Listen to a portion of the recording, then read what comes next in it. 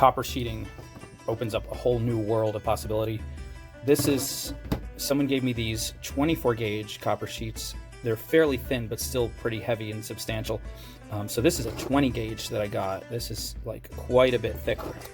If you can see the difference, this is like double the thickness. And so we're gonna see if we can have a lot of fun with this. These shears are also specially made for cutting metal, but somebody told me you could technically just take dollar store scissors and give them a go. And if you really hurt the blades, they're dollar store scissors. But chances are you'll be able to get through quite a bit of metal before those scissors wear out. So we'll try that later. But for now, I just want some simple triangle earrings. But they don't have to be perfect triangles in any way. So I'm just gonna start by going across here like this. And yeah, this is definitely harder to cut than the thinner sheet, but it's not terrible. So flatten that back out. Wow, immediately it's like harder to bend and everything.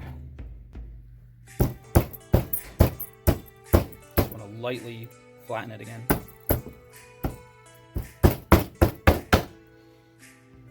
Now that it's basically flat, we're gonna just try to get the same size.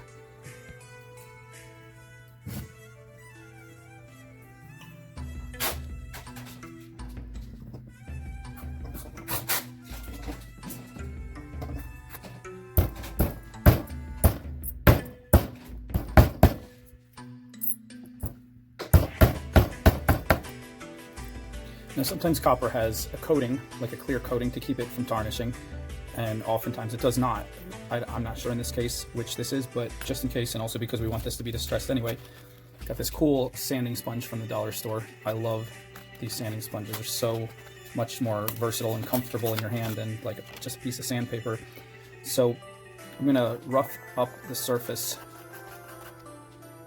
So if there is any coating, hopefully we'll get it off, but also this is going to help give it the distressed look.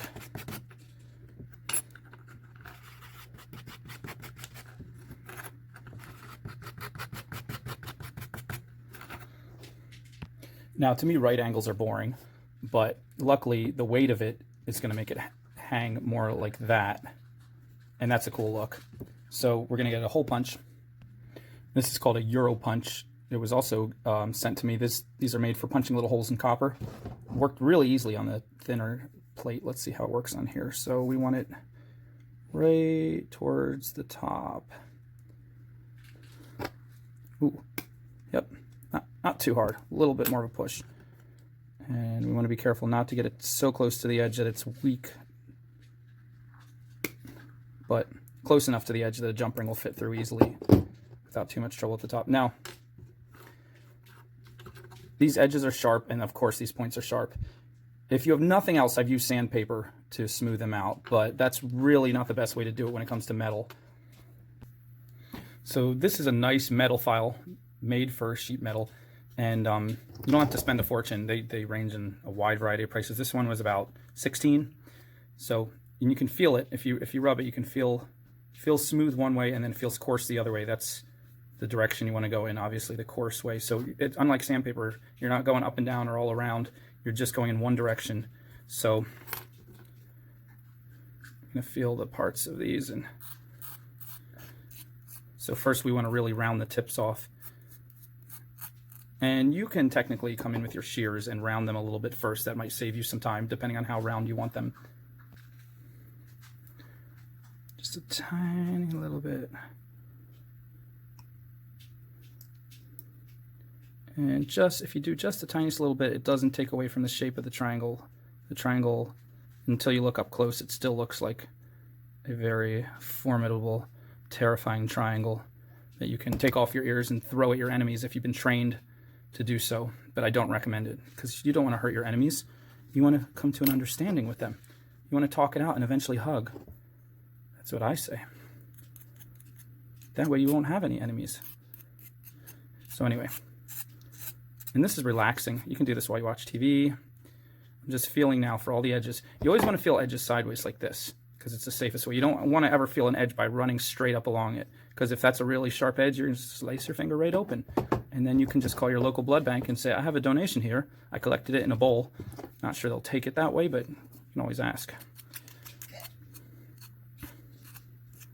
So those people who have been using files for much longer than me, you can critique this and say, no, no, no, no, it's all wrong. Because I have a lot of friendly people who love to critique. And I don't mind it at all because it just makes me stronger.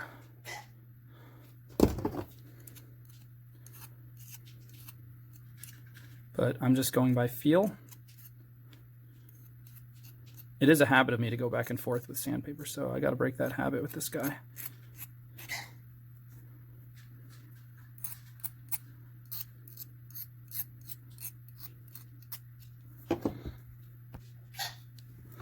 You can actually see the difference here. Well, I actually have to cut those corners too. Now another fun tool we're going to try out today is this called a ball peen hammer, and it has a totally rounded on one side, supposedly to make nice little round divots. So let's give this a shot. If you don't have a strong table, you should do this on a safe, strong floor. But wherever you end up doing it, make sure it's steady, there's not a lot of vibrations, and it's a strong surface. We're going to take our baby anvil, and we're going to take a piece of wood and put a piece of leather in between so it just doesn't slide around, and also reduces some of the vibration and the noise.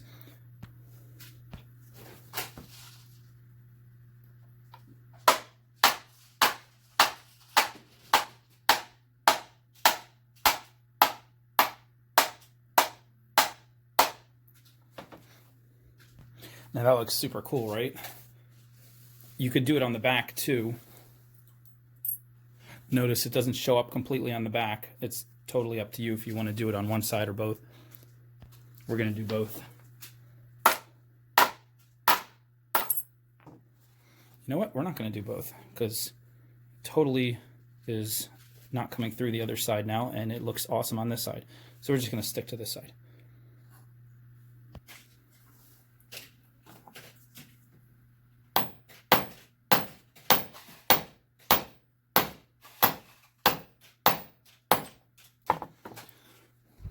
Look at that. Don't those look super cool?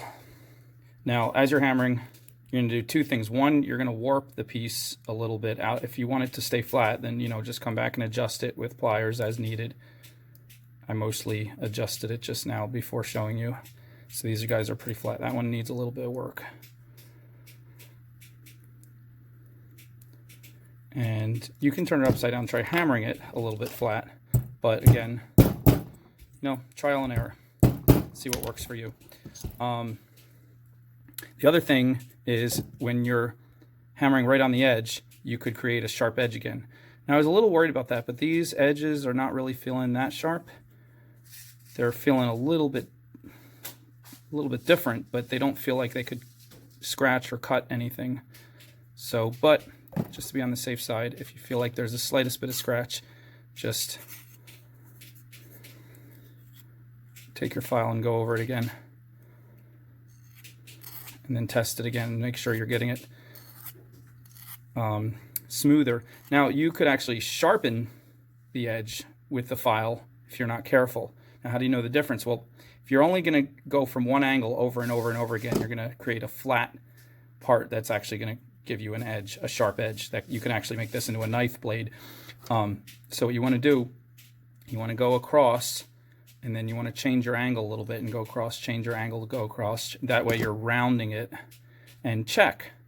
Like, as you do it, do a little bit, check, see if you can feel a difference, see if you can feel like you are actually getting it smoother and you don't feel that scratch. See, right, even this tip right here, I still feel a tiny bit of scratch, so I'm going to go over that.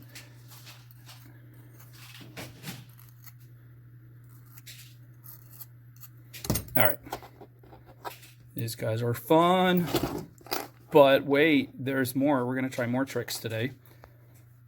Okay, for this next part, you're going to wear gloves and possibly some goggles because you're working with some chemicals that are a little bit dangerous, just a little tiny bit. So this is just going to be some warm water right here. And we're going to put a little bit of regular soap and a drop of ammonia. Try to get the non-sudsy kind.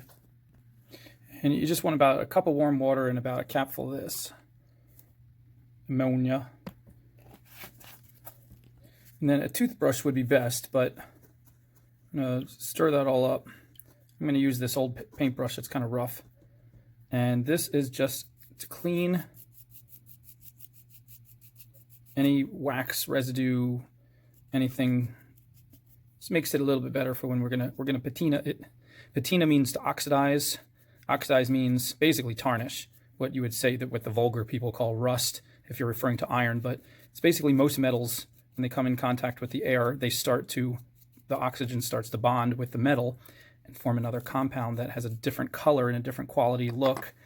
And it can look like rust, but it can also look really beautiful and come out in all different colors. Copper especially you can get all kinds of green. Is people typically think of copper turning, but at different types of depending on how it oxidizes, it could turn dark red. You can even get blues and greens and purples. It's really wild. But this we're gonna do. So that should be pretty good. And we're just soaping these off and rinsing them off, and we're keeping our gloves on because adding fingerprints is gonna get them like you want them as clean as it possibly can be for the next part. Now we just rinsed them off, and now we're just gonna dry them. It's paper towels. Very simple. Okay. Now that's done. This is our main guy, and we want very, very warm water in here. This is going to be our bath solution, where we're going to use liver of sulfur. And this stuff comes in a gel, but basically liver of sulfur is one of the more popular ways to patina your copper or silver. Works on copper or silver or brass, and it basically tarnishes it.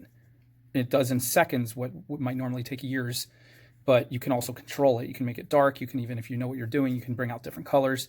So this is pretty much the second time I've ever used it. I just used it a second ago, so I'm brand new at this, and I'm just going to dive right in. So for each cup of water, it says to do about 4 drops of this guy. You want to have good ventilation. The fumes aren't terrible, but they're not great either. And so let's do that. We'll squeeze it out. It's 1, 2, 3. Whoa, that last one was a big one. It was almost 4 right there. That might be 5, but that's okay. All right, so I'm going to mix that up, and it should turn a nice lemony yellow. Oh yeah, that's beautiful.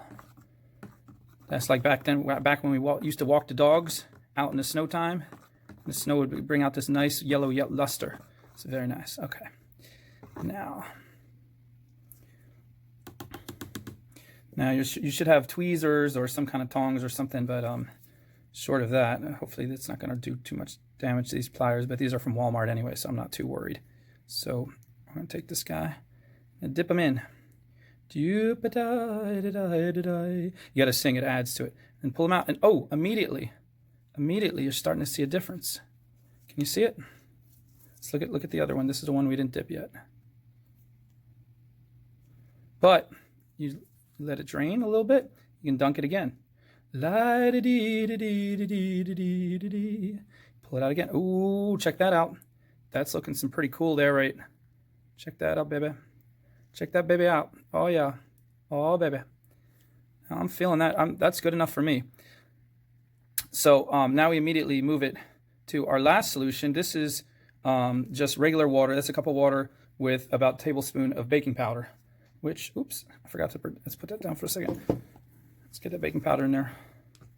I meant to do that ahead of time. Get in there. Okay. There we go. All right, that's about a tablespoon. And this liver of sulfur smells like eggs. Not good eggs either. It's not too terrible. It's not bothering me too much, but it's definitely just be prepared for it. Nothing is wrong. That's just what it does. Now we're going to drop that guy in there, and that's going to neutralize the rest of this stuff, because this stuff, one is an acid or a base, I'm guessing. This stuff needs to be neutralized or is bad or something like that. I'm going to dip the next guy in.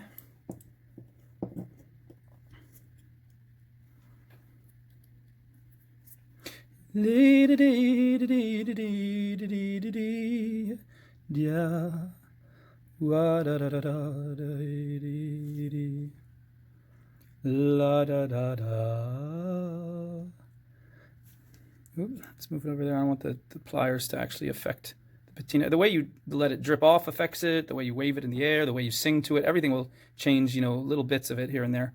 Let's do that again.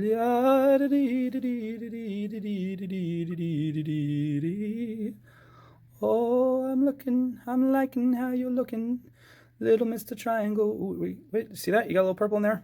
Little purple, little red. See, I told you, you thought I was making it up. The really talented people can bring out blues and greens, I'm telling you. But there's a little purple and a little red. Yeah, that's the stuff. That's the stuff. Shake it off.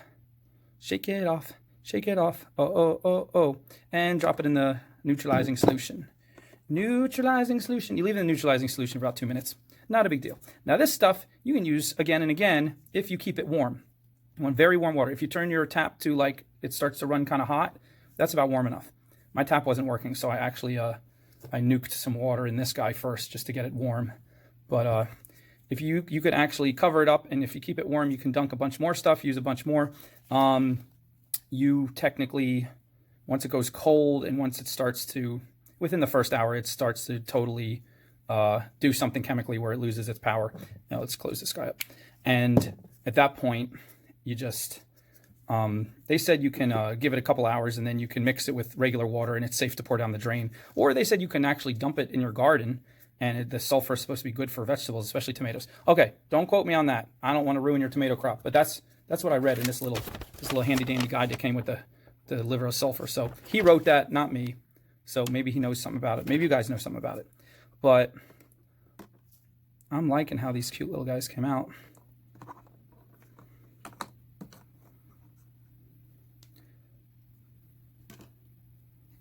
Oh yeah, check that out. That's amazing. That is cool. All right, that's been good. Fish these little babies out. Let's put them on a paper towel to dry.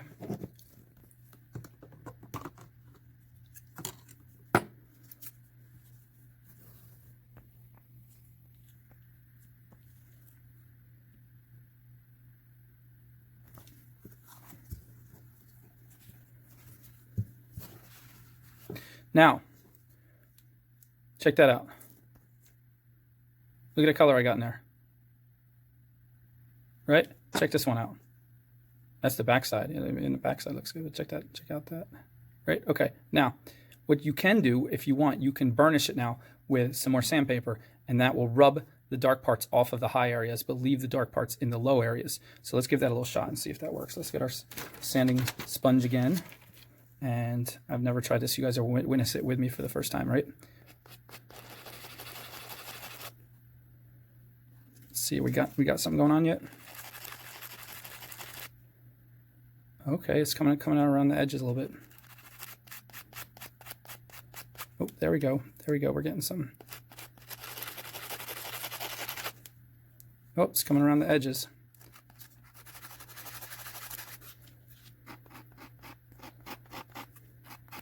Oh yeah, that's kind of cool, right? That's kind of cool, right? Let's do a little on here just to streak it a little. Let's give it a little distressed look. Okay. Oh yeah, look at the difference there. I mean, wait a minute. There you go. That side. That's cool, right? But look at that. I mean, they're both cool. But let's make this guy match now.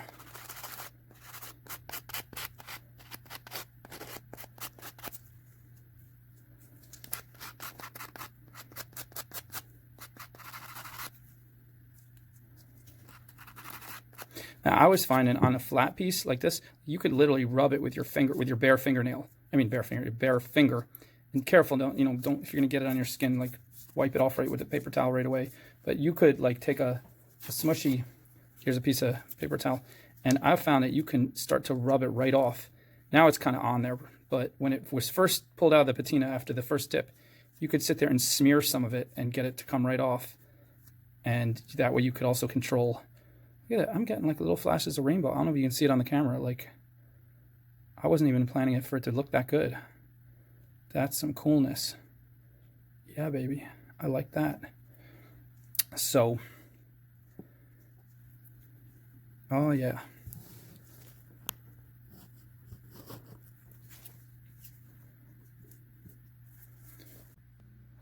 Now, even though these look very pretty, They're not going to stay this way because they're going to continue being bare copper and being exposed to the air. They're going to continue to oxidize and change and do whatever they want. So if you want them to stay this exact color, then you have to seal them after you get the color the way you want. So once they're completely dry, then get some kind of clear sealant. Make sure it's a kind that will bond to metal, because half of them won't. Polyurethane won't. It'll flake right off. So this crystal clear enamel from Rust-Oleum, that is like this kind, whatever this kind is, this stuff, it works. And so I'm going to put a little bit of that on there. Again, make sure you're properly ventilated and give it a few little spritzes. And it's actually good now that they have these little holes in them, that it would be good if we just hung a little wire on it and just let it hang to dry. That would be good. But I'm just going to leave them like this for a second. And I'm going to put them in front of the fan. And then after about maybe 10-20 minutes, I'm going to do the other side, and then we'll get back to this. Yes, I changed my mind. Hanging them up like this, where they can safely be sprayed on both sides, and then the excess can drip off. And if you find a little bead of drip coming, you can even like get it off like that. But that's ideal to putting it on a paper towel. It could actually stick to the paper towel. You don't want that. I'm going to turn the fan on these, and I'll be back in a little bit. Okay, now, since this is technically what's called an antique copper color, we're going to take some pre-made antique copper wire. Now, this wire has a coating to make it look antique copper, but the resemblance is uncanny if you think about it. So this should work pretty well. This is 18 gauge, and I'm just going to make some little decorative, just a little decorative string of beads to hang down over the front, just to add a little character. So first, and we also have antique copper jump rings, because you should always have findings. Findings are little jewelry connector pieces like clasps and jump rings and other little piecey pieces that connect stuff to other stuff. And you should always have your findings in every color of metal you use, or in every color wire you use. So here's our antique copper wheel. And let's get some antique copper jump rings out of here. Now we found some amethyst and little dark purple beads here, 6mm, 4mm. They're cute, but they're not going to overpower the beauty of the background. So it's just like a nice accent. So we're going to take our wire, and I'm going to take about just enough to get them through and make a couple loops, like it's about 3 inches. Put them through to roughly the middle. Get your round nose pliers, about 1/3 of an inch, or a little more than a little less than a centimeter. You're gonna bend it right angle, and then grab it right about there, about 1/3 of the way up, and roll it backwards. And roll it backwards. Let's get it to focus on that better. There we go. Until we get a nice little loop. Press them tight against our loop. Come on the other side. Press a right angle tight against the beads. And just enough to make the loop again, about 1/3 of an inch, or a little bit less than a centimeter. Again, we're going to cut it. I'm going to grab it right on the end like this, about 1/3 of the way up the pliers again, and roll it, and then reposition and roll it a little further down towards the tips. Now roll it, and just keep playing with it and rolling it just right till you get that little sharp end tucked back into another loop, and you get it nice and tight like that. If you need it any tighter, sometimes if your loop is good but you need it tighter, just get your flat nose and carefully squeeze it. Get it real good in there. Then get these two lined up evenly, and voila. Put it down here, and we line it right up at the hole and put the jump ring right through both of them. Always open your jump ring sideways like this. Focus, camera. No, focus where I say. Like this, sideways, like that. Never open them up like that, because you'll warp it and you won't get it back. Always sideways. Then we're going to put it through here. Put it through our earring back. Close it up. Nice, right? Nice, nice.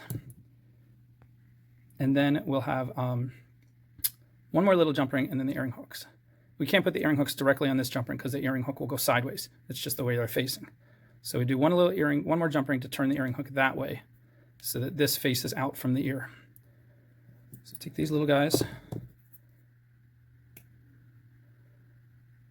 open up sideways, position this, the jump ring on, close it all the way neatly, get our earring hooks. And again, all your findings should match. I have antique copper colored earring hooks too.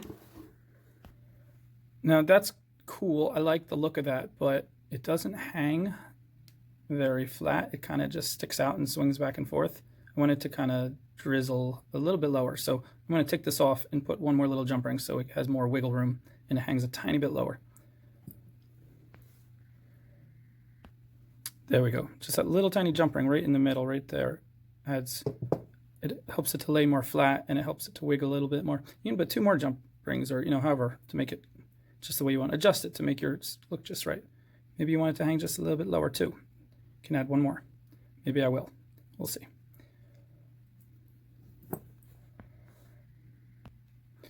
There we go. I like that best. Camera's playing jokes, thinks it's funny. Yeah, there we go. 2 extra jump rings, and now it's got the right amount of wiggle and hangs just right on the triangle.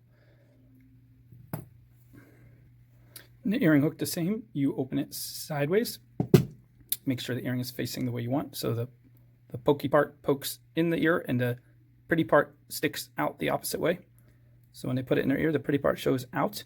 You don't want the pretty part to be facing their head and nobody else can see it. Let's stick that on there like that, and we close it again sideways, very carefully. Boom. And we have earring. Oh yeah. I'm liking it. I'm liking it. I'm feeling it. I'm feeling it. And there we have it.